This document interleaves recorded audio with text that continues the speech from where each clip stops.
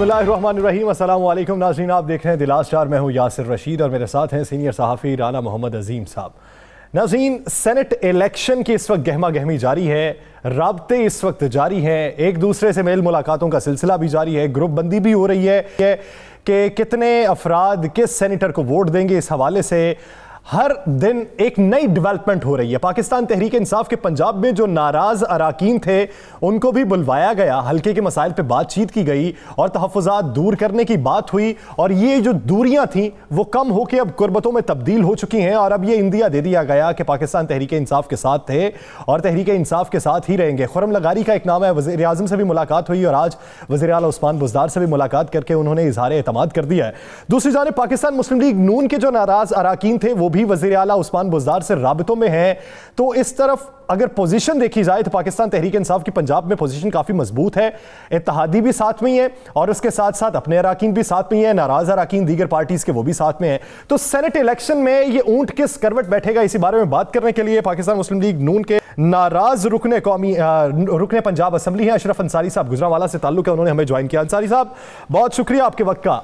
अंसारी साहब, अगर senate election की गहमा गहमी देखी जाए, पंजाब की सूरत हाल देखी जाए, उम्मीदवार अभी तक जो मंजर आम पे आए हैं उनकी क्रेडिबिलिटी देखी जाए, तो आप क्या उम्मीद रखते हैं और आपकी ख्वाहिश क्या है कि किस धड़े के साथ आप होंगे और किस बुनियाद पर होंगे? बिस्मिल्लाहिर्रहमानिर्रहीम, बहुत शुक्रिया यासिर साहब। सर, ये जो आपने बात की है कि सेनेट का इलेक्शन और जो उम्मीदवार अब तक सामने आए हैं उनकी क्रेडिबिलिटी के हवाले से आपने बात की है, तो इनकी क्रेडिबिलिटी का पोल तो उसी वक्त खुल गया जब पार्टी के अंदर से आवाज़ें उठनी शुरू हो गई। और ये बातें सारा दिन आज मैं इलेक्ट्रॉनिक मीडिया, प्रिंट मीडिया की वो खबरें सारा दिन जीनत बनती रही है। किसकी बात कर रहे हैं? पीएमएलएन की बात कर रहे हैं? पीटीआई की? उनकी क्रेडिबिलिटी क्या है? मैं तो ज़ाहिर है मेरा तल्लक मुस्लिम लीग से है, तो मैं तो मुस्लिम लीग की ही बात करूंगा ना, पीटीआई का जवाब तो वो देंगे ना जी। तो ये सारी जो बातें आज चलती रही हैं, इख्तलाफात खुल के सामने आ गए हैं और हमारी वफाओं पे तो इन्हें बहुत से तहफ़्फ़ुज़ात हैं। तो उन लोगों ने तहफ़्फ़ुज़ात का इजहार किया जिनको ये अपना बड़ा करीबी समझते थे। तो आज अंसारी बरादरान की बात जो है वो सच साबित हो रही है कि मुस्लिम लीग नून की जो क़यादत है उसके लिए सिर्फ अपने मफादात हैं, ना उनको पार्टी से कोई गरज है, ना पार्टी के एमपीएज एमएनएज से कोई गरज है। वो सिर्फ अपने मफादात के लिए करते हैं और जब उनके अपने ऊपर बिजली गिरने की बात आती है तो फिर हर चीज छोड़ के मुल्क से भाग जाते हैं, बाहर चले जाते हैं। अंसारी साहब, अपने साथियों को हालात के रहम करम पर छोड़ जाते हैं। अंसारी साहब, आवाजें तो पीटीआई के अंदर से भी आ रही हैं, ये दोनों जमातों के अंदर से टिकटों की तकसीम पे आवाजें आ रही हैं। आप हमें ये बताएं कि आप लोगों ने एक ग्रुप बना रखा है, वो ग्रुप अब इस सेनेट के इलेक्शन में किसका साथ देगा? राणा साहब, जो पीटीआई का मैं तो तर्जमान नहीं हूँ, पीटीआई के जो तर्जमान है उसका जवाब तो वही देंगे। मैं तो चूंकि मुस्लिम लीग से एमपी हूँ, मैं तो मुस्लिम लीग के हवाले से बात करूंगा। आप मुस्लिम लीग के हवाले से आ जाएं। जो उम्मीदवार सामने आए हैं, क्या आप इनमें से किसी उम्मीदवार को वोट देना पसंद करेंगे? सर, मैं पहले अर्ज कर चुका हूं कि इनकी क्रेडिबिलिटी के हवाले से जो इनके अपने बड़े चहेते लोग थे उन्होंने आवाजें बुलंद करना शुरू कर दी है कि पार्टी लीडरशिप ने जो है वो मेरिट पे टिकटें नहीं दी हैं। जो पार्टी के लिए या मुल्क के लिए काम करने वाले लोग थे उनको इन्होंने यकसर नजरअंदाज कर दिया है और पता नहीं कहां से किस तरह से ये उम्मीदवारान ला के खड़े कर दिए, मुझे तो समझ नहीं आती। आप मियां शहबाज शरीफ की वो तकरीर उठा के देखें जो 2018 में जो उन्होंने सेनेट के लिए कैंडिडेट दिए थे, वो आप उनकी स्पीच सुने तो आपका सर, बल्कि बाहर मुस्लिम लीगी का सर जो है वो शर्मिंदगी से झुक जाता है। वो जब उन्होंने कही कि फलां बंदे को मैंने टिकट इसलिए दिया है कि मैं बाहर गया था तो ये मेरे लिए 5 नान और 6 कबाब लेके आए थे, तो मैंने खुश होके 5 नान और 6 कबाब पे टिकट दे दिया। फलां जगह पर मैं गया तो मैं बड़ा थका हुआ था तो ये बंदा मेरे लिए चेयर लेके आ गया, तो मैं उस चेयर पे बैठ के मैंने 2 गिलास पानी पी लिया, तो मैंने खुशी से उसको जो है ना वो टिकट दे दिया। तो ये तो मुगलिया दौर की सल्तनत की तरह ये मुल्क चलाने वाले थे। शहबाज शरीफ साहब की तरफ से सियासत पे तनकीद कर रहे हैं, जबकि आपके करीबी साथी जो है निशात खान डाहा साहब, वो तो ये कहते हैं कि अगर पार्टी शहबाज शरीफ साहब लीड करें तो हमारा जो हल्का है वो साथ में हो जाएगा, अगर नवाज शरीफ साहब या मरियम बीबी करती हैं तो हम अलहदा रहेंगे। नहीं, अब तो यासिर साहब हालात खुल के सामने आ गए जी। अब एक लाइन ड्रा हो गई है कि आपने मुल्क और कौम के साथ खड़े होना है, इदारों के साथ खड़ा होना है, या उस क़ियादत के साथ खड़ा होना है जो सिर्फ और सिर्फ अपने मफादात के लिए चलती है, जो कारकुनों की कुर्बानियों को नहीं देखती, कारकुनों की वफाओं को नहीं देखती, वो सिर्फ अपने मफादात के लिए चलते हैं। तो कम अज कम अंसारी बरादरान ऐसी किसी लीडरशिप के साथ एक लम्हे के लिए भी चलने को तैयार नहीं है, जो सिर्फ अपने मफादात की तरफ देखते हैं। और इस मुल्क को जो हमारे आबाओ अजदाद ने बड़ी कुर्बानियों के बाद हासिल किया था, उस मुल्क को अगर ये सल्तनते मुगलिया की तरह चलाएंगे तो हम ऐसी क़यादत के साथ बिल्कुल चलने को तैयार नहीं। चलें अंसारी साहब, ये तो बता दें कितने आप लोग हैं जो अब इसको वोट नहीं देंगे, जो मुस्लिम लीग ने बकौल आपके ये वो लोग हैं जिनका कोई मुस्तकबिल नहीं है, या जो भी आपके इल्जामात हैं इन पे, तो कितने लोग आपके साथ? वो 6-7 लोग ही हैं या इससे ज्यादा की तादाद है जो इनके मुस्लिम लीग नून के उम्मीदवारों को वोट नहीं देगी? राणा साहब, मैं बात ये पहले भी करता रहा हूं, अब भी कर रहा हूं, और मैं इस बात पे कायम हूं। जो मुस्लिम लीग के अंदर बहुत सारे MPAs MNAs जो हैं, वो अब अपने अंदर जुर्रत पैदा करके उठ खड़े हुए हैं। उन्हें पता चल गया है कि जब भी मुश्किल वक्त आता है, मियां नवाज शरीफ साहब जो हैं वो कारकुनों को, पार्टी को, मुल्क और कौम को बेयारो मददगार छोड़ के भाग जाते हैं। और ये एक बार नहीं, बार बार वो करते हैं। और मोमिन जो है वो एक सुराग से बार बार डसा नहीं जाता है। लीडरशिप जो होती है, बबांगे दोहल ऐलान क्यों नहीं करते? अब आप सोलो फ्लाइट तो लेंगे नहीं, या तो फिर ये ऐलान करें कि हम अलग से पार्टी तश्कील दे रहे हैं, या फिर ये ऐलान करें कि हम किसी पार्टी के साथ इल्हाक कर रहे हैं, यानी हम अपना वोट पाकिस्तान तहरीक इंसाफ को दे रहे हैं। कोई एक बबांगे दोहल ऐलान तो करें ना, ताकि अवाम को भी इस बात का अंदाजा हो कि आप कहां पे खड़े हैं। यासर साहब, ये ऐलान हम पूरी जुर्रत और कुव्वत के साथ और अकल और शऊर के साथ कर चुके हैं और बार बार कर रहे हैं। चंद दिन पहले की बात है कि मेरे ही बड़े भाई चौधरी मोहम्मद यूनुस अंसारी ने यह कहा था कि मरियम नवाज जो है ये चूंकि इदारों के खिलाफ हर्जा सराई करती है, ये इंतशार की सियासत करती है, ये मुल्क का अमनो अमान जो है उसको तबाह करने पे तुली हुई है, तो हमने ये नहीं देखना कि हम किस पार्टी से MPA इलेक्ट हुए थे। हमने मुल्क और कौम की सियासत करनी है, वतन अजीज के दफा की सियासत करनी है। तो मरियम चूंकि इदारों के खिलाफ हर्जा सराई करती है, इंतशार की सियासत करती है, तो हम किसी सूरत मरियम को इदारों के खिलाफ हर्जा सराई की इजाजत जो है वो नहीं देंगे, इंतशार फैलाने की इजाजत नहीं देंगे। तो यही वजह थी कि मेरे बरादर अकबर हाजी चौधरी मोहम्मद यूनुस अंसारी ने ऐलान किया कि हम मरियम को जो है वो वजीराबाद जो रैली के लिए जा रही हैं, हम गुजरावाला से नहीं गुजरने देंगे। तो फिर हालात ने देखा कि पूरी इंतजामिया आ गई कि आप मरियम को यहां से क्यों गुजरना नहीं दे रहे। हमने कहा जी यहां से गुजरना हर शहरी का हक है, लेकिन अगर वो पुरअमन तरीके से गुजरे तो। लेकिन अगर वो इदारों के खिलाफ हर्जा सराई करेगी, इदारों के खिलाफ जहर उगलेगी, इंतशार फैलाने की कोशिश करेगी, तो फिर अंसारी बरादरान उनके सामने सीसा पिलाई दीवार बन जाएगी। फिर राणा साहब सारी चले वो तो कल लेकिन कल उन्होंने हमारे साथ राब्ता किया। एक क्लिप चल रहा है सोशल मीडिया पे जिसपे आपके मुताल्लिक बड़े नाज़ेबा अल्फाज आपकी बरादरी के मुताल्लिक कैप्टन सफदर ने अदा किए हैं। चले आप उसको जवाब दें, हम जरा थोड़ी सी अशरफ अंसारी सब आगे चलते हैं ना। ठीक हो गया, आप मुस्लिम लीग नून के उम्मीदवार को वोट नहीं दे रहे। मैं ये जवाब दे लूं सर, मैं ये जवाब दे दूं कि हमने जो ऐलान किया था कि मरियम को इदारों के खिलाफ हर्जा सराई नहीं करने देंगे, इंतशार नहीं फैलाने देंगे, और इस तरह जो है वो मछली मंडी गुजरावाला शहर को नहीं बनने देंगे। तो फिर इंतजामिया ने हमारे साथ जो है वो कमिटमेंट की। और आप देखें कि गुजरावाला के वो लोग जो बड़े मुस्लिम लीगी होने का दावा करते थे, जो मियां नवाज शरीफ पर जान निछावर करने का दावा करते थे, जो 18-18 नान खा के और 36 पाए खा के डकार नहीं मारते थे, आपने देखा कि उनमें से कोई भी मरियम के इस्तकबाल के लिए चलें, आपका जवाब आ गया अंसारी साहब। आप पीपल मुस्लिम लीग नून को वोट नहीं दे रहे, तादाद आप कह रहे हैं खुल के सामने आ जाएगी, सेनेट के इलेक्शन से पहले ऐलान कर देंगे?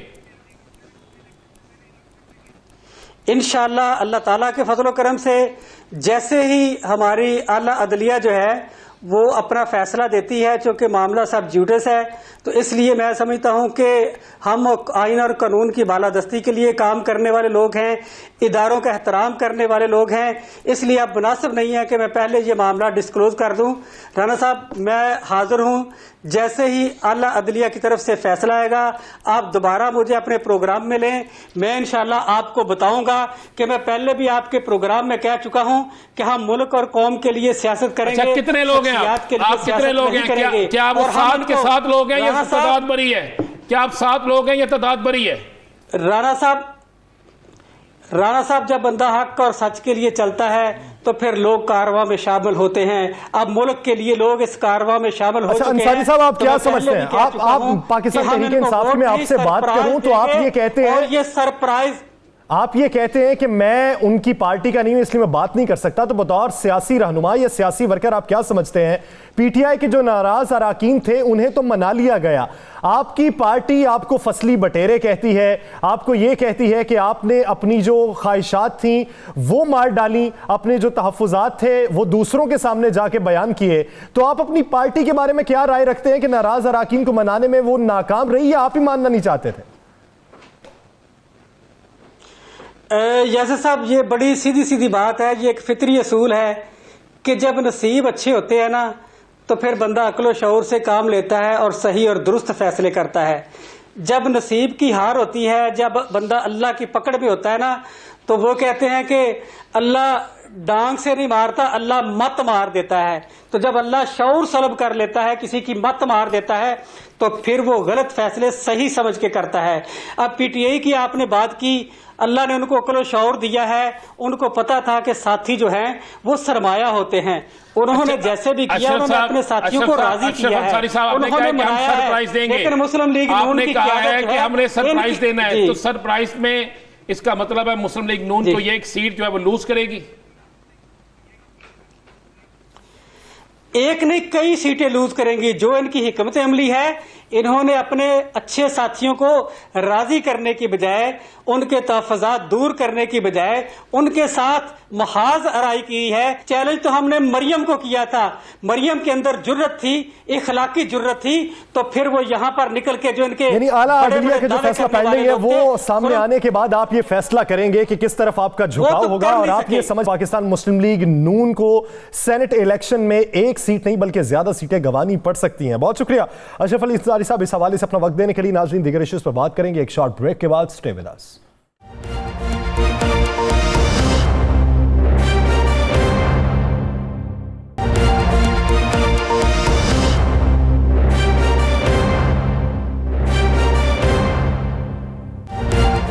Welcome back. नाज़रीन, सेनेट इलेक्शन के हवाले से जो तैयारियां चल रही हैं उस पर कुछ जो डेवलपमेंट थी वो तो हम ब्रेक से पहले बात कर चुके हैं उस पर कि पाकिस्तान मुस्लिम लीग नून के नाराज अराकीन क्या चाहते हैं, हुकूमत की प्लानिंग क्या है। हुकूमत ने जो राब्ते तेज़ किए हुए हैं, वज़ीर आज़म खुद राब्तों में तेज़ी ला रहे हैं, टीम को भी इस वक्त मुतहर्रिक कर दिया। अब एक नई टीम तश्कील दी जा रही है जो सेनेट इलेक्शन के हवाले से ग्रुपिंग के लिए काम करेगी। तो आने वाले दिनों में सेनेट इलेक्शन में क्या वज़ीर दाखिला शेख रशीद साहब के मुताबिक वज़ीर आज़म इसके नताइज पर विक्ट्री स्टैंड पर खड़े होंगे? अपोजिशन के जो इस वक्त अहदाफ हैं, क्या अपोजिशन वो अहदाफ हासिल कर लेगी? ये मंजरनामा कौन सी सूरत हाल इख्तियार करेगा? इसी बारे में बात करने के लिए वज़ीर जेल खाना पंजाब फयाजुल हसन साहब ने हमें ज्वाइन किया है। चौहान साहब, बहुत शुक्रिया आपके वक्त का। चौहान साहब, सबसे पहले बात कर लेते हैं मरियम नवाज साहिबा के बयान पे कि उनकी एक सर्जरी है जिसके लिए उन्हें बाहर जाने की ज़रूरत है, पाकिस्तान में नहीं हो सकती। शहबाज गिल साहब कहते हैं कि मरियम नवाज साहिबा निक्की जई हाँ की मुंतज़िर हैं, तो क्या हुकूमत निक्की जई हाँ कर देगी या फिर ना पर बजिद रहेगी? बिस्मिल्लाहिर्रहमानिर्रहीम। देखें, ये पाकिस्तान की बदकिस्मती है कि 35 साल जो खानदान जो है वो इक़्तिदार में रहा, उनकी किसी बीमारी का इलाज भी पाकिस्तान में नहीं है। हत्ता कि खंग इलाज भी जो है ना उनकी, वो पाकिस्तान के अंदर नहीं है जो है ना।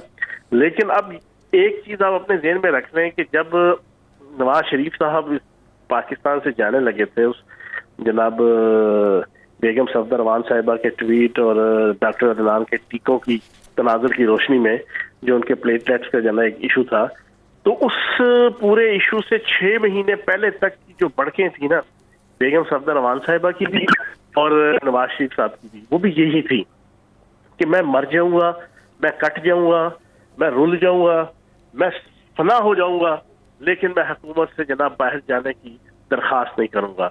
मैं अपनी बीमारी के इलाज के लिए हुकूमत की मिन्नतें और तरले नहीं करूंगा। मैं रियासत और अदारों के सामने झुकूंगा नहीं अपनी बीमारी के इलाज के लिए। एग्जैक्टली 100% यही सिनेरियो था। फिर लोगों ने देखा कि इन्होंने जिस अंदाज से बाहर जाने के हवाले से तगदो की, अब बेगम सफदरवान साहिबा के हवाले से चीजें सारी खुल के सामने आ गई कि पिछले कई माह से एक तरफ पीडीएम की तहरीक चल रही थी, एक तरफ सिलेक्टर्स का रोना रोया जा रहा था, एक तरफ अपने इत्तेहादियों को इकट्ठा करके आल पाकिस्तान लूटमार एसोसिएशन का एक दूसरा मोड और एक दूसरी शक्ल पीडीएम की सूरत में मिक्स चार पार्टी बनाई जा रही थी। दूसरी तरफ बैकडोर चैनल से मिन्नतें तरले हो रही थी पाकिस्तान की हुकूमत की, पीटीआई की हुकूमत की और इमरान खान साहब की कि बेगम सफदरवान साहिबा को अपनी बीमारी के सिलसिले में बाहर जाने दो। अब ये कितनी बड़ी मुनाफिकत है। आज मैं आपके सामने एक और पिछली 20 साल की सियासत का जो ना इनकी प्रैक्टिस आपके सामने रख दूं। आपकी इत्तला के लिए अर्ज है कि यही चीज सन 2000 के अंदर पूरी पाकिस्तानी कौम ने देखा कि पीपल्स पार्टी को साथ लेके, नवाबजादा नसरुल्लाह को साथ लेके, बाकी लोगों को साथ लेके जनाब यही बेगम कलसूम नवाज साहिबा जनाब तहरीक चलाने लगी हुई थी मुशर्रफ के खिलाफ। जब सारे इकट्ठे हो गए तहरीक चलाने के लिए सड़कों पे आ गए, तो जनाब अचानक रात को पता चला कि पूरा आले शरीफ, नवाज शरीफ साहब, उनके भाई और पूरा टब्बर 100 सूटकेसों के साथ रातों रात जनाब आपके जद्दा चले गए। फिर उससे अगली कहानी आप सुन लें। सन 2007 के अंदर इन्होंने पीडीएम बनाया, एपीडीएम बनाई। अब पीडीएम है ना, उस वक्त था आल पाकिस्तान डेमोक्रेटिक जनाब मूवमेंट। उसमें इन्होंने जमात इस्लामी को भी लिया, उसमें उन्होंने महमूद खान चकरई को भी लिया, उसमें सारों को लेके इन्होंने नारा लगाया नवाज शरीफ साहब ने कि क्योंकि 2008 का इलेक्शन डिक्टेटर के जनाब तले हो रहा है, हम इसका बाइकआउट करते हैं। सारों से बाइकआउट करवा लिया, जमात इस्लामी ने बाइकआउट कर दिया, महमूद खान चकरई ने बाइकआउट कर दिया, इमरान खान साहब पीटीआई ने बैकआउट कर दिया, जनाब उसको बाइकआउट कर दिया। अचानक जनाब इन्होंने जिस दिन आखिरी तारीख थी कागजात से नामजदगी वापस लेने की, इन्होंने ऐलान कर दिया जनाब हम इलेक्शन लड़ेंगे। ये इनका पुराना वतीरा है। चौहान साहब ये तो हो गया, ये जो आपने बताया। अब सर आगे चलते हैं। मुझे ये बताएं कि आपके जमात के अंदर इख्तलाफात खुल के सामने आना शुरू हो गए हैं। आमर लियाकत ने कहा है कि वो हफीज़ शेख को वोट नहीं देंगे। कुछ लोगों को पंजाब में आपने मना लिया, दाऊद सुलेमान दाऊद जो भी हैं वो अभी तक सामने नहीं आ रहे, खुर्म लगारी मान गए। लेकिन जहां पर आपकी जमात के अंदर आज एक और नई बहस छिड़ पड़ी है, एक खातून जिन्होंने कागज़ जमा कराए हैं, जिनको कहा जा रहा है इनका पीटीआई से तल्लुक नहीं है, तो आप अपनी जमात के अंदर इन इख्तलाफात को किस तरह दूर करेंगे? कौन सी खातून ने जमा करवाए? फर्क नहीं, किसने? फरख खान ने। अच्छा, बात यह है कि पंजाब के अंदर तो किसी किस्म का कोई इख्तलाफ नहीं है। पंजाब के अंदर तो हमारे पास तकरीबन 15 से 20 जो है ना फालतू वोट्स हैं, ठीक है। दूसरी चीज ये है कि वोटें सारों ने देनी है। पर जहां तक बात की आपने डॉक्टर आमिर लियाकत साहब की, वो मैंने कल भी एक बड़ा लीडिंग टीवी चैनल में उसके हवाले से बात की थी। आमिर लियाकत साहब जो ना भाई है मेरा, दिलचस्प आदमी है। उसकी एक आदत है कि उसने किसी भी क्रिटिकल सिचुएशन के अंदर ना, जब पार्टी किसी क्रिटिकल सिचुएशन में होती है, उसने अपनी एक डेट ईंट की मस्जिद लाजमी बनानी होती है। बाकी जाते जूते कोई नहीं है ना, रहना उन्होंने इधर ही है ना, वोट भी देंगे इंशाल्लाह है ना। लेकिन यह है कि थोड़ा सा जना इन्होंने हल्की फुल्की मौसीकी इन्होंने जना कच्चे राग जना इन्होंने लापने होते हैं ना, इससे अलावा और कुछ नहीं है। बाकी पीटीआई के पास पंजाब के अंदर भी फालतू वोट्स हैं, पीटीआई के पास अल्लाह पाक के करम से वफाक के अंदर भी फालतू वोट्स हैं। हम आराम से अपनी जो सीटें हैं वो निकालेंगे। और पंजाब के अंदर तो लास्ट टाइम आपने मुझसे पूछा था, आज से 10 दिन पहले मैंने कहा था 6, आपने कहा 7। आज मैं आप वाली बात कर रहा हूँ कि 100% हमें उम्मीद है कि हम 7 सीटें निकालेंगे पंजाब के अंदर। पंजाब के अंदर 7 सीटें आप निकाल लेंगे? हाँ, 11 में से 7 सीटें इंशाल्लाह हमारी। तो कौन सी सीट है, हारेगा कौन मुस्लिम लीग नून में से? फिर वही आ जाती है ना। ये तो किसी एक उम्मीदवार का नाम तो ले दें आज। बस उनमें से कोई हारेगा जाना, कोई ना कोई तो हारेगा। चौहान साहब, अब आप ये देखें कि वज़ीर आज़म साहब ये कहते हैं कि अरकान की ख्वाहिशात और उनके तहफ़्फ़ुज़ात को दूर किया जाएगा और ख्वाहिशात का एहतराम किया जाएगा। अब एतराज़ तो फैसल वावडा साहब पे भी लगाया गया था। बातें ये हो रही हैं कि जिनकी लॉबिंग मजबूत है उन पे आप लोगों को राम करने की कोशिश करते हैं और जिनकी मजबूत नहीं है उन्हें आप फारिग कर देते हैं। यार लॉबिंग की बात नहीं है, देखो बात सलाहियत की होती है। आप फैसल वाडा का मुकाबला किसी दूसरे ऐसे बंदे के साथ तो ना करेंगे जिसको कोई जानता भी नहीं है, ठीक है ना, जिसके मुतालिक ना मीडिया के अंदर, ना पब्लिक के अंदर जाना, ना पार्टी वर्कर्स के अंदर जाना, कुछ ना कुछ ज्यादा कुछ जाना, वो नाम भी नहीं है। चौहान साहब, सवाल ये है ना कि पहले वो नाम मंजर आम पे कैसे आ गए, शॉर्टलिस्ट कैसे कर लिया गया? पूरी बात सुने ना। जी। फैसल वाडा साहब को किसी की जगह नहीं दिया गया। फैसल वाडा साहब को फ्रॉम डे फर्स्ट से जनाब पार्लिमानी बोर्ड ने जनाब उनका नाम अनाउंस किया, पहली चीज। दूसरी चीज, फैसल वाडा एक वेल स्पोकन, वोकल और एक दबंग जनाब लीडर है पीटीआई के। और सेनेट के अंदर हर पार्टी चाहती है, कौमी असम्बली हो, सेनेट हो, सूबाई असम्बलियां हो, जब भी कोई टिकट एलोकेट होते हैं, हर पॉलिटिकल पार्टी की कोशिश होती है कि कम से कम 15-20% ऐसे लोगों को टिकट दिया जाए और जितवाया जाए कि जो पार्टी के डाई हार्ट भी हो, पार्टी के जनाब वेल विशर भी हो, और पार्टी के जनाब वफादार भी हो और आउटस्पोकन हो, फ्रंट फुट पे आके जनाब on the floor of the house भी और बाहर भी और मीडिया के अंदर भी जो है वो पार्टी को डिफेंड कर सकें। फैसल वाडा मैं समझता हूँ उनमें से एक लीडिंग पर्सनैलिटी है। अब उनको अगर सेनेट के हवाले से टिकट का फाइनल किया गया तो इसमें कोई अनहोनी बात नहीं है, इसमें तो कोई अनहोनी बात नहीं है, बाजी की प्रैक्टिस मौजूद है। चौहान साहब, आपने कहा पंजाब में 7 ले लेंगे, वफाक पे बड़ा डिपेंड कर रहे हैं। आसफ अली जरदारी साहब ने भी डेरे डाल ली हैं और उनका कहना है कि यूसुफ रज़ा गिलानी जो हैं ये बड़े ऐसे मुतहर्रक हमारे आदमी हैं और इनके रिश्तेदारी तहरीक इंसाफ के अंदर, GDA के अंदर बड़ी करीबी है और ये वोट इतने ले लेंगे कि ये जीत जाएंगे। इसमें आप इसके हवाले से आप क्या कहते हैं? वो बात सुनो, यूसुफ रज़ा गिलानी साहब जिसको नाअहल किया गया, करप्शन, 2 नंबरी, रियासती अदारों के साथ दिग्जैग खेलना, अदालतों के साथ दिग्जैग खेलना, अदालतों से झूठ बोलना, ठीक है ना, उसकी पदाश में अदालतों को चीट करना, उसको नाअहल किया गया, करप्शन के जनाब लाजवाल किस्म के जनाब केसेस और सारी चीजें। मैं तो कहता हूँ पहले तो शर्म से डूब मर जाना चाहिए पूरी PDM को कि उनको इनके अलावा उनको बंदा ही नहीं मिला। पहला तो जनाब क्रेडिट मैं दूंगा ना पूरी PDM को, मिक्स 4 पार्टी को ये। दूसरा जनाब आपके आसफ अली जरदारी साहब, आपकी जनाब PDM की जितनी सियासी क़यादत है ना, ये बमा अहलो याल उल्टे भी लटक जाए ना तो इंशाल्लाह हफीज शेख साहब जीतेंगे। समझ गया ना, हफीज शेख साहब जीतेंगे। आप छोड़ें इनको जो ना, ये रिश्तेदारियां लेकर आए, ये जनाब जो सी मर्जी अजीजदारियां लेकर आए, इंशाल्लाह जीतेंगे जनाब। KPK में क्या रहेगा? 2 बंदे आज आपके टूट के चले गए उधर। सर कितने, कोई फर्क नहीं पड़ता इससे। देखो 2 बंदे टूट के चले गए तो क्या हो गया, वहां पर 80% मैंडेट हमारे पास है जना, कोई फर्क नहीं पड़ेगा। सारी जितनी सीटें हमने लेनी है जनाब हमने ले लेनी है, और तकरीबन मेरा 11 में से 90% सीटें, 85-90% सीटें PTI ने लेनी है और इंशाल्लाह जीतेगी। चौहान साहब, पाकिस्तान मुस्लिम लीग नून ये राय रखती है कि वो वीडियो स्कैंडल पे नैब के पास दरखास्त लेके जाएगी। हाय मैं सदके जाऊं जनाब इस नून लीग की क़यादत पे। नून लीग की क़यादत को तो फिर राना मशहूद को भी लेके जाना चाहिए जो कुकड़ी माफिया का जना फ्रंट मैन था। पता है कुकड़ी माफिया कौन है? राणा साहब को तो पता होगा। कुकड़ी माफिया आपके मोहतरम मियां हमजा शहबाज साहब कहा जाता है। कुकड़ी माफिया, उस कुकड़ी माफिया के फ्रंट मैन है राना मशहूद साहब। राना मशहूद साहब की वीडियो आई थी जिसमें ओपनली कह रहे थे कि हमजा शहबाज साहब और शहबाज शरीफ साहब को भी हिस्सा देना पैदा है जी, उनका पैसे बताओ जना तो दो जना। मैं तो कहता हूँ अगर इतना ज्यादा इनको जनाब ईमान, यकीन, एतकाद मजबूत हो गया है नून लीग वालों का खयानतदारी पे और करप्शन के खिलाफ, तो सब तो पहले तो राणा मशहूद साहब के खिलाफ लेके जाना, ठीक है। फिर उसके बाद ये जो फलूदे वालों, छाबड़ी वालों, रेडी वालों के जरिए से जनाब इन्होंने अरबों डॉलर की मनी लॉन्ड्रिंग की है, जो रियासती अदारे और नैब और ये सारे साबित कर चुके हैं।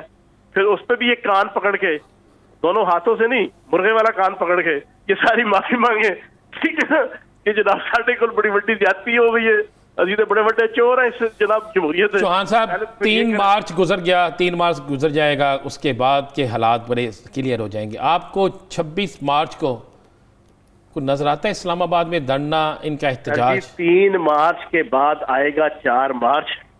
4 मार्च से वजीर आजम पाकिस्तान इमरान खान और पीटीआई एक नए रंग और एक नए दबंग तरीके से जनाब आपको नजर आएगी। वो नए गुर और सुर आपको नजर आएंगे। फिर जनाब कानून साजी होगी। फिर कानून साजी मुल्क और कौम और रियासत और आवाम की बेहतरी के लिए खुल खुला के पीटीआई जनाब अपनी कानून साजी कर चुकी। ये टके के जो है ना, ये करप्ट और बदयानत टके मार जनाब, ये जो पॉलिटिकल पार्टी के रिप्रेजेंटेटिव बैठे होते थे सेनेट के अंदर और फपन कुटनियों की तरह सारा दिन पिछले 2.5 साल से इमरान खान साहब को और पीटीआई को ताने दिया करते थे अपनी नाम निहाद अक्सरियत की वजह से, वो सारा माहौल खत्म हो जाएगा। फिर प्रॉपर तरीके से आपको वजीर आजम इमरान खान नजर आएगा और पार्टी पीटीआई की हुकूमत नजर आएगी और इंशाल्लाह मुल्क और कौम के लिए एक बेहतर अंदाज से जरा हम काम करेंगे। अच्छा चौहान साहब, आप अपने अराकीन को तो मना लेंगे, ये नून लीग के जो नाराज अराकीन हैं, क्या आपको लगता है कि सेनेट इलेक्शन में इनका साथ होगा आपको? तो बल्कि होगा ना जी, इंशाल्लाह पंजाब से हम तकरीबन 15 के करीब वोट इनके लेंगे। 15 के करीब? हाँ, वफाक में भी तकरीबन जनाब अच्छे खासे वोट आएंगे। यानी अगर वफाक से वोट आते हैं, पंजाब से भी आते हैं, तो फिर तो मुस्लिम लीग नून के लिए बड़ा बुरा होगा। लेकिन ये राजा परवेज अशरफ साहब के दामाद को कहा जा रहा है जो पंजाब से टिकट दे दी गई है, 7 या 6 वोट हैं इनके पास, तो ये बाकी वोट कहाँ से आएंगे? कौन से राजा परवेज अशरफ के दामाद हैं जनाब साहब? ये कहा गया जी, जो पंजाब से पीपल्स पार्टी ने जिसको टिकट दिया वो राजा परवेज अशरफ के दामाद हैं, ये जो सुनने में यार। कहाँ से बेचारी 10 सीटें, उनमें से भी 3 जो है ना वो हमारे साथ हैं। हाँ, 5 चूहे जो घर से निकले करने चले शिकार, 1 चूहे को आगे खांसी, बाकी रह गए 4। बिल्कुल उसके मजाक। इनके पास जो 10 सीटें थी उसमें से 2 या 3 तो जो है ना वो हमारे साथ है। वो तो आसिफ जरदारी साहब को और पीपल्स पार्टी को जो है ना वो झुरिया उठा के बतवाए देते हैं। ठीक है ना जी, तो ये 7 सीटों से कौन सा जो है ना ये सेंटर बनाएंगे जो है ना, मुझे ये बताए ना। नहीं, जोड़ तोड़ तो करेंगे ना, खरीदो फरोख्त तो हो सकती है ना। हाँ, खरीदो फरोख्त, फिर हराम की कमाई जो है ना वो इजी कम इजी गो, चलो इस बहाने निकल जाएगी। ठीक है ना, जिन्ना भी लुटमार की थी जो है। अच्छा चौहान साहब, सबकी बातें कर ली हमने, मौलाना का जिक्र नहीं हुआ। आपको मौलाना को सेनेट में हिस्सा मिलता दिखाई दे रहा? मौलाना को तो अब हलवे में से हिस्सा मिलता दिखाई नहीं दे रहा। यही तो सारा मसला है।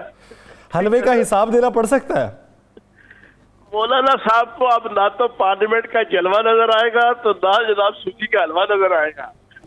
ये सूजी का हलवा और पार्लियामेंट का जलवा, ये दोनों से जनाब इंशाल्लाह मुस्तफीद नहीं हो सकेंगे। ये दोनों से जनाब अपने आप को दूर ही समझें। लेकिन एक दिलचस्प बात है, अब वही मौलाना फजल रहमान साहब जो पिछले 5 महीने से कहते थे कि मैं इस पार्लियामेंट को नहीं मानता, मैं इस असेंबलियों को नहीं मानता, शर्म से डूब मर जाना चाहिए इस मौलवी फजल रहमान को, अब अपने भाई को खड़ा कर दिया और खड़ा करके इन्हीं असेंबलियों के अरकान से अब वोटें मांगते हैं। पहली चीज।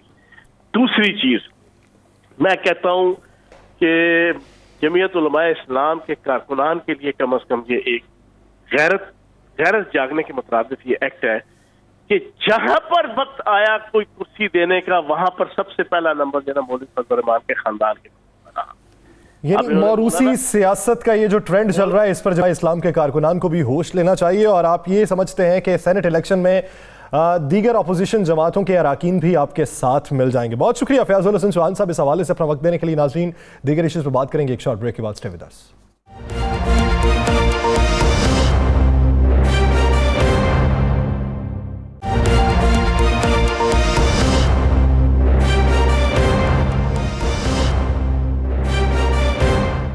Welcome back. नाज़रीन, सेनेट इंतखाबात के लिए वज़ीर-ए-आज़म इमरान खान भी मुतहर्रिक हो चुके हैं। बहुत से वज़रा को टास्क भी सौंप दिया गया है कि किस तरीके से ग्रुपिंग करनी है, राब्ते किन किन से करने हैं, किन के तहफ़्फ़ुज़ात दूर करने हैं, किन्हें एतमाद में लेना है और किस तरीके से सेनेट इलेक्शन में कामयाबी को मुमकिन बनाना है। जहाँ पर अपोजिशन जमातें मुत्तहिद हैं, मुतहर्रिक भी हैं और इस हवाले से जोड़ तोड़ की भी कोशिश कर रही हैं, वहाँ पर एक तरफ पाकिस्तान तहरीक इंसाफ भी कोशिश कर रही है कि अपने इत्तेहादियों को अपने साथ जोड़े रखें। ये जो 11 जमातों का एक इकट्ठ है, ये कहीं सेनेट इलेक्शन में बाजी ना ले जाए। लेकिन इस वक्त जो सूरत हाल देखने में आ रही है वो पाकिस्तान तहरीक इंसाफ के हक में दिखाई दे रही है। अब आने वाले दिनों में अगर तो ये शफाफ तरीके से इलेक्शन होते हैं और जिस तरीके से वज़ीर आज़म का अज़्म है कि शफाफ तरीके से इलेक्शन हो, तो कुछ उम्मीद ये जाहिर की जा सकती है कि पाकिस्तान तहरीक इंसाफ शायद कुछ मार्जिन ले जाए। लेकिन अगर माजी वाली प्रैक्टिसेस अपनाई जाती रही फिर सूरत हाल मुख्तलिफ भी हो सकती है। तो राना साहब, सेनेट इलेक्शन को लेकर वज़ीर इमरान खान ने हिकमत अमली को तब्दील क्या किया है और उस तब्दीली में किरदार कौन अदा करेगा? देखें यासर, वज़ीर-ए-आज़म पाकिस्तान इमरान खान साहब ने पहले तो ये चल रहा था कि ओपन बेल्ट होता है तो सारी चीज़ें क्लियर हो जाती है, वो किसी का वोट नहीं मारेंगे, कोई इनका वोट नहीं मारेगा और सीधा सीधा इलेक्शन होगा। लेकिन जैसे ही अपोजिशन जमातों ने अपनी लॉबिंग शुरू की, जैसे ही उन लोगों ने ख़रीदो फरोख्त के लिए काम शुरू किया, अफवाहें बार गर्दिश करना शुरू हो गई, तो उसके बाद हुकूमत ने भी अपनी हिकमत अमली तब्दील कर ली। सबसे पहले तो मैं आपको बताऊँ कि हुकूमत ने अपना स्कोर मुकम्मल कर लिया। यासर, ये मैं आपको बिल्कुल मुसद्दक़ा दे चला, हुकूमत ने अपना स्कोर मुकम्मल कर लिया। जिन जिन जगहों पे इन्हें शक था कि इन जगहों से इनके ख़िलाफ़ साजिश हो सकती है, यहाँ पर ये लोग फलां के असर वसूख की वजह से कुछ और कर सकते हैं। आपको पता है, एक कहा जा रहा था तहरीक इंसाफ की एक साबिक़ा शख्सियत बड़ी एक्टिव और एक्टिव भी थी, वज़ीर-ए-आज़म ने खुद मुख्तलिफ लोगों से रब्ते किए, 4 रुकनी एक टीम तश्कील दे दी है। ये बड़े सीनियर तरीन जो है सियासतदान उनकी टीम है और हुकूमत के अंदर मौजूद हैं। वो अब उन्होंने अपने तमाम पत्ते जो है वो उन पर काम करना शुरू कर दिया है। यानी ताश के वो तमाम पत्ते जो होते हैं ना कि जिसकी वजह से आप हर गेम जीत सकते हैं, ये सारे पत्ते वो शो नहीं किए इन्होंने, लेकिन उस पर काम शुरू कर दिया है।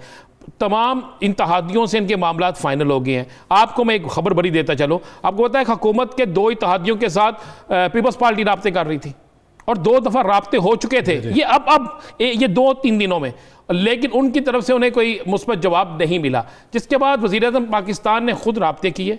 पहले तहरीक इंसाफ के अंदर जो बेचैनी थी वो ख़त्म की गई और ये तो हमें मानना चाहिए कि वहाद एक जमात है जिसमें अक्सरियत जो टिकटें हैं वो कारकुनों को मिली हैं। उसके बाद वफाकी एक ऐसी नशिस्त थी जिसमें यूसुफ रज़ा गिलानी के हवाले से शोर मचा हुआ था कि 7 से 8 या 9 वोट जो हैं वो ख़राब हो सकते हैं, जिनमें से इनकी रिश्तेदारी। आज की इतला यह है कि उन पर भी मुकम्मल कंट्रोल कर लिया गया। बल्कि आपको एक बड़ी खबर दे दूं कि यूसुफ रज़ा गिलानी साहब 2 या 3 वोट कम लेंगे।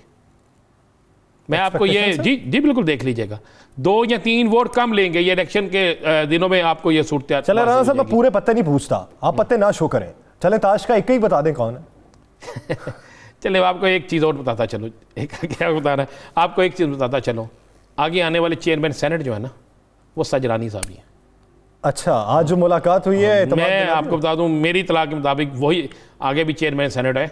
और मैं ये भी बताता चलूँ कि जिस तरह मैंने कहा कि इतने वोट गिलानी साहब को कम पड़ेंगे, एक बड़ी खबर आपको दे दूं कि पंजाब की एक अहम शख्सियत से पीपल्स पार्टी के 4 MNA के राब्ते हुए। अच्छा, और उन MNAs ने कहा है कि हम ओपन तो नहीं होंगे लेकिन आपको यकीन दहानी कराते हैं कि जिस वक्त भी मौका आएगा हम आपकी सपोर्ट करेंगे। चले, ये तो आप कह रहे हैं पीपल्स पार्टी के जो अरकान हैं उनके राब्ते हो रहे हैं, तो जरदारी साहब इस्लामाबाद में डेरे डाल के बैठे हुए हैं, तो वो कोई अपने पत्ते नहीं शो कर रहे। उनकी सियासत मुफाहमत के बादशाह कहा जाता है, जोड़ तोड़ सेनेट इलेक्शन में सबसे ज़्यादा मशहूर उनका है, तो उनकी तरफ से क्या हो रहा है आजकल? देखें, जरदारी साहब बड़ी कोशिश कर रहे हैं लेकिन हालात बहुत चेंज हो गए। आप ना पहली दफ़ा किसी को मारते हैं गलत फहमी में, दूसरी दफ़ा मारते हैं चालाकी में, तीसरी दफ़ा मारते हैं उसे जाल में लाकर, लेकिन जब चौथी दफ़ा आती है तो लोगों को पता चल जाता है कि इसकी धोखा क्या दिया, चाल क्या चली, जाल कहाँ लगाया, तो फिर जो शिकार होता है ना वो शिकारी से बच जाता है। तो अब हुआ यही है, अब पता लग गया सबको कौन कहाँ किसको किस तरीके से खरीदेगा, किसकी कहाँ पर किसकी। जो शिकार है वो वैसे ही मरियल सा हो गया हो, हिला जुला ही ना जाता हो उससे। नहीं हो सकता है, लेकिन आप ये देखें कि आप मुकाबला जो है ना उस सूरत में नहीं होगा, आप हुकूमत को एच भरा होगा। अब आसफ अली जरदारी साहब अचीव ज़रूर कर रहे हैं। क्या कर रहे हैं अचीव ये कर रहे हैं कि वो शायद 1 या 2 सीट जायद ले जाएं, लेकिन वो तहरीक इंसाफ की नहीं होगी।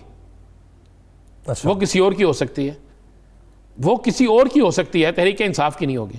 और किसकी हो सकती है? बकिया पूरी सफ एक तरफ खड़ी है, एक नहीं हो सकती है। मुस्लिम लीग नून को भी तो किसी जगह डेंट पड़ सकता है ना, पीपल्स पार्टी डेंट डालेगी। देखें, हो सकता है कि किसी सूबे में नून लीग जिस पे तकिया कर रही हो, पता चले कि घर के अंदर ही डाका पड़ गया। मैं आपको कुछ इशारा दिया है कि हो सकता है KPK के अंदर कोई ऐसा मामला हो जाए कि नून लीग का हमायत याफ्ता, मैं कह रहा हूँ, उम्मीदवार की बजाय पीपल्स पार्टी का जीत जाए तो, या PTI का जीत जाए और पीपल्स पार्टी उसे डेंट डाल दे। ये होने जा रहा है, मैं आपको बिल्कुल ये मुसद्दक़ा इतला दे रहा हूँ। यानी आप ये कहना चाह रहे हैं कि सोलो फ्लाइट ले रही हर जगह? बिल्कुल हर जगह उन्हें अपना फ़ायदा चाहिए। मुझे एक बात बताएं, चेयरमैन सेनेट के लिए परवेज़ रशीद का नाम क्यों नहीं आ सकता था? चेयरमैन सेनेट के लिए किसी मौलाना फजलुर रहमान के किसी शख्स का आदमी नाम क्यों नहीं आ सकता था? महमूद अशरकज़ई के किसी बंदे का नाम क्यों नहीं आ सकता था? असफन यार वली जो है उनके ग्रुप के किसी बंदे का नाम क्यों नहीं आ सकता था? आफ्ताब शेरपाव के ग्रुप के किसी बंदे का नाम क्यों नहीं आ सकता था? चेयरमैन सेनेट के लिए यूसुफ रजा गिलानी, छोटा नाम समझते हैं यूसुफ रजा गिलानी, बहुत बड़ा नाम होगा, लेकिन आप देखिए उन पर इल्जामात कितने थे। क्या बाकी जो नाम थे, जो बाकी सियासी, सबसे बड़ी सियासी जमात तो इस वक्त अपोजिशन में मुस्लिम लीग नून है ना, उसका नाम उसमें से क्यों नहीं कोई लिया? ये तो तय हो चुका था कि जनाब ऊपर होंगे यूसुफ रजा गिलानी, नीचे होंगे अब्दुल गफूर हैदरी। मैं आपको बता देता हूँ, ये चंद दिनों में अब्दुल गफूर हैदरी का भी नाम आ जाएगा सामने। लेकिन ये सब कुछ उसी वक्त होगा जब उनकी आरज़ुएं, तमन्नाएं सब कुछ पूरा होगा, उसके बगैर नहीं। लेकिन वो पूरी नहीं हो रही, मैं आपको बता रहा हूँ। तो राना साहब, मियाँ साहब और आसिफ अली जरदारी साहब के दरमियान टेलीफोनिक रब्ता भी हुआ है। आप कह रहे हैं एक तरफ वो सोलो फ्लाइट ले रहे हैं, दूसरी तरफ रवाबित भी जारी हैं, एक दूसरे को यकीन दहानियाँ भी करवा रहे हैं। दोनों एक दूसरे के साथ सियासत कर रहे हैं, दोनों एक दूसरे के साथ सियासत कर रहे हैं। मैं आपको बिल्कुल ये मुसद्दका बात कह रहा हूँ। तो लॉन्ग मार्च और तहरीक अदम एतमाद पे बात की उन्होंने, ये भी सियासत ही हो रही है। ये भी सियासत होगी। मुझे एक बात तो बताएं, मैं फिर वो बार बार बात कह रहा हूँ, तहरीक अदम एतमाद क्या लालू खेत की कोई दुकान का नाम है? तहरीक अदम एतमाद आप क्या समझते हैं कि 4 बंदों की चीज़ है? भाई तहरीक अदम एतमाद के लिए काम करना पड़ता है, तहरीक अदम एतमाद के लिए आपको शो करना पड़ता है। क्या इनके पास उतने वोट हैं? क्या मुस्लिम लीग नून के सारे लोग इनके सामने खड़े हो गए? जब असम्बली में बिल पेश होता है, जब वहाँ पे असम्बली के अंदर बजट पास होना होता है, तो मुस्लिम लीग नून के अरकान कहाँ जाते हैं? तो कहते तो ये है कि जरदारी साहब ने कायल कर लिया मियाँ साहब को तहरीक अदम एतमाद। नहीं, कायल तो कर लिया। देखें, तहरीक अदम एतमाद बिल्कुल कायल कर लिया। मैं कब कहता हूँ कायल नहीं किया, लेकिन जब तहरीक अदम एतमाद आएगी फिर बात करेंगे, अभी बड़ी दूर बात। अभी भी ऐसा तासुर है कि नून लीग के बेशतर जो रहनुमा है वो पीपल्स पार्टी पे इजहार इत्मीनान नहीं करते। बिल्कुल नहीं करते, बिल्कुल नहीं करते। मेरी आज मुस्लिम लीग नून के एक बड़े सीनियर शख्स से बात हुई। मैंने उनसे पूछा, जी आप तो सीनियर तरीन है, आपको टिकट नहीं दी गई, तो आपने ये क्या मामला हो गया? तो उन्होंने बड़े मायूस होकर कहा कि मैं पार्टी के तो साथ रहूँगा, लेकिन मुझे नहीं पता कि पार्टी अपने आप के साथ भी है कि नहीं। मैंने कहा जी ये क्या मतलब है? उन्होंने कहा जी बात ये, हमें तो ये लगता है कि मुस्लिम लीग जो है वो ख़त्म हो रही है और मुस्लिम लीग के अंदर किसी और का नाम जो है वो मुस्लिम लीग रखा जा रहा है। सारी बातें जो हमसे धोखा देते हैं, हमें खुद मीटिंगों में कहते हैं कि आसिफ अली जरदारी और पीपल्स पार्टी आगे मामला तय कर चुकी है, फिर उन्हीं की बात मानी जाती है और उनसे हमदर्दी वाले लोगों को सीट दी। चले राना साहब, एक आखिरी सवाल, लॉन्ग मार्च के मौके पे इस्तीफों का जो ऑप्शन इस्तेमाल करने की तजवीज़ रखी गई थी, वो क्या अवामी रद्द अमल पे होगा या बाहमी मुशावरत से होगा? 2023 तक कोई इस्तीफा नहीं आएगा। लॉन्ग मार्च होगा, बिल्कुल होगा लॉन्ग मार्च, इसमें कोई दूसरी राय नहीं है, लेकिन वैसा लॉन्ग मार्च नहीं होगा जैसे मार्च होना चाहिए। यानी आपकी नज़र में लॉन्ग मार्च भी नहीं होगा, इन हाउस तब्दीली की जो बातें हो रही हैं वो भी नहीं? या सर ये वही होगा, मेरा लॉन्ग वाचा निगाह मारदा आई हुए, ये देख लीजिएगा, ये लॉन्ग मार्च वैसे नहीं होगा। यानी ठंड प्रोग्राम आपको दिखाई दे? बिल्कुल ठंड प्रोग्राम। यानी गरमाइश जो है वो सियासत में मजीद नहीं बढ़ने वाली सेनेट इलेक्शन के बाद कुछ हद तक। देखें, शबान का महीना होगा, रजब के बाद शबान आएगा, बड़ा मुकद्दस महीना है, लोगों ने बातें करनी है। उसके बाद जनाब मौसम की भी शिद्दत आप देख रहे हैं, तो ये सारा कुछ होता जाएगा। लिहाजा छोड़े बेचारे लोगों की बातें करने, वक्त आएगा, रंग दिखाएगा, हम भी देखेंगे और देख के फैसला करेंगे कि अपोजिशन की जो सियासी हिकमत अमली थी किस कारगर साबित हुई है। नाज़रीन, दीगर इश्यूज़ पर बात करेंगे एक शॉर्ट ब्रेक के बाद। Stay with us.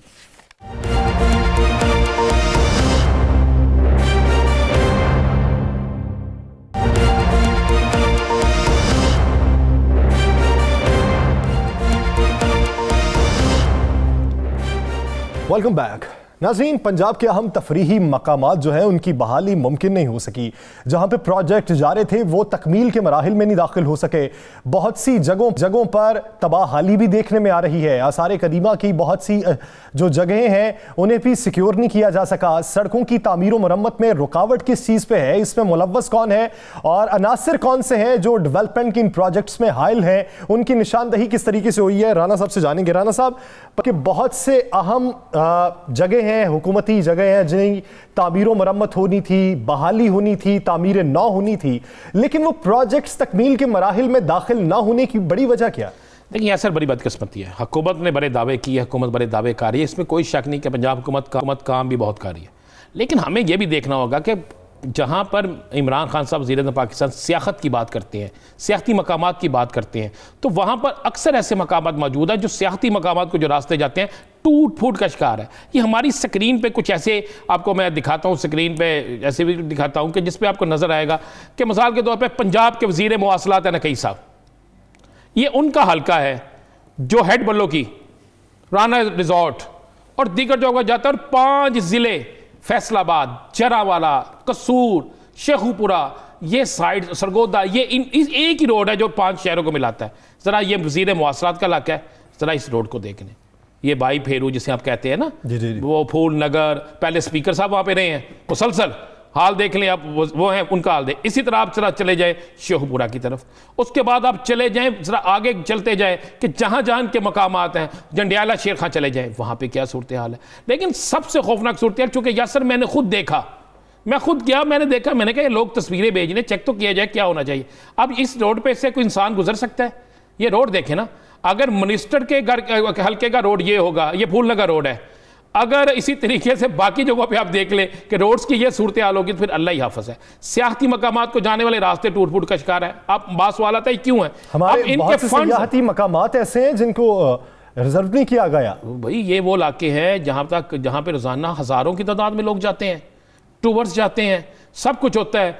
मज़े वाली बात यह है कि इस 6 दफ़ा टेंडर्स मंजूर हुए, मुख्तलिफ जगहों के टेंडर मंजूर होने के बाद पैसा मंजूर हुआ, पैसा कहाँ गया? सड़क टूट फूट का शिकार है, सड़क टूटी हुई है, यहाँ से गुजर कोई नहीं सकता, कई एक्सीडेंट हो चुके हैं, कई अमवात हो चुकी हैं। 5 पंजाब के अहम तरीन अजला जो हैं, जिनको ये एक ही रोड है, वो बिल्कुल ऐसे पर है जिस दिन हादी कोई नहीं है। कोई बीमार हो जाए तो इस बोलने का रोड से गुजर नहीं सकता। इस पे 12 रोड्स हमारे पास तफसील ऐसी है कि जहां पे जो फंड्स मंजूर हुआ अरबों रुपए में है, फंड इस्तेमाल हो गया है, सड़क नहीं बन सकी, रोड्स नहीं बन सकी। सवाल पूछा जाना चाहिए कि जब फंड हुए, फंड्स का इजरा हुआ और आपने कागजात में वो शो किया कि ये तामीरात हो चुकी हैं, तो वो हकाइक क्यों नहीं दिखाई देते? जमीनी हकाइक उसके बरक्स क्यों है? सवाल उठना चाहिए।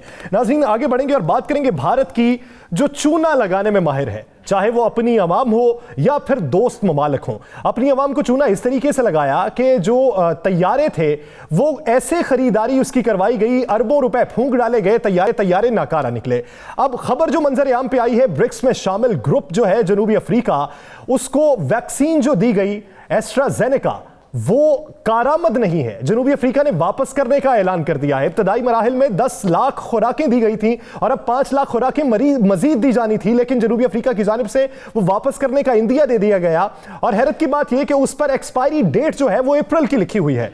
अब चूना लगाएं, अपनी अवाम को भी लगाएं, दोस्त ममालिक को भी लगाएं, सुभान अल्लाह, आपका काम चल रहा है, आप पैसा कमाइए, खाइए, डकार मारिए, लेकिन खित्ते में बदअमनी फैलाने में भी आप माहिर हैं और खित्ते के बाहर भी आप जो एक्सपायर अशिया है वो भी भेजने में आप माहिर है। राना साहब, अब ये जो पहले अपनी अवाम को चूना लगाना था, अपनी अवाम से पैसे हड़पे, अपनी अवाम को नुकसान पहुंचाया, ये तो अलग बात है। अब दोस्त ममालिक, अब आप ये देखिए पूरी दुनिया एक वबा की लपेट में है और एक आप वैक्सीन दुनिया को फराहम कर रहे हैं और वो जायदुल मियाद है और वो कारामद भी नहीं। सर, कैसी मजे वाली बात है कि खुद नरेंद्र मोदी और इनके पैरोकार कहते हैं जी आप गाय का गोबर खाएं और कोरोना से निजात लें।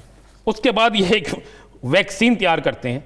अच्छा, उस वैक्सीन को आपको पता है भारत के अंदर बजाय लगाने के, भारत के अंदर वो वैक्सीन नहीं लगाई गई। ये वैक्सीन जो है सीरम इंस्टीट्यूट ऑफ इंडिया ने तैयार की। इस वैक्सीन को तैयार करने के बाद जनाब मुख्तलिफ ममालिक के साथ कॉन्ट्रैक्ट किया, तो जनूबी अफ्रीका, जिनके साथ इनके बड़े गहरे मरासम, जिनको ये दावा करते हैं, उनको ये वैक्सीन भेज दी गई। वहाँ पर वैक्सीन चलेगी, पेमेंट भी ले ली, दूसरी खेप भी जाने के लिए तैयार हो गई। तो जाके चेक किया जब वहाँ के लोगों ने, वहाँ के ज़िम्मेदारान ने, तो एक तो ये एक्सपायर्ड थी, दूसरा ये तो कोरोना की वैक्सीन ही नहीं थी। इसमें कोई ऐसी चीज़ ही नहीं थी जिससे कोरोना से जान छूट सके, जिससे कोरोना जैसे मर्ज से जो है वो जान छूट सके। तो इनके अपने ही एक सहाफ़ी ने, भारतीय सहाफ़ी ने, जो बेचारा अब ज़ेर ताब है, उसने इसका इंकशाफ गैर मुल्की जरीदे में किया, गैर मुल्की जरीदे में इंकशाफ कर दिया। इंकशाफ के बाद बजाय कि भारत जो है वो शर्मिंदा होता, जाए कि नरेंद्र मोदी शर्मिंदा होता, उन्होंने इस खबर को गलत भी करार नहीं दिया, लेकिन इस पर डटाई से डटे रहे, नहीं जी नहीं, ये कुछ अरसे बाद असर करती है। भाई कितने अरसे बाद असर करती है? सवाल तो ये लाइसेंस ही नहीं किसने दिया भाई इसको। इन्होंने एक, भारत को किसी लाइसेंस की ज़रूरत है?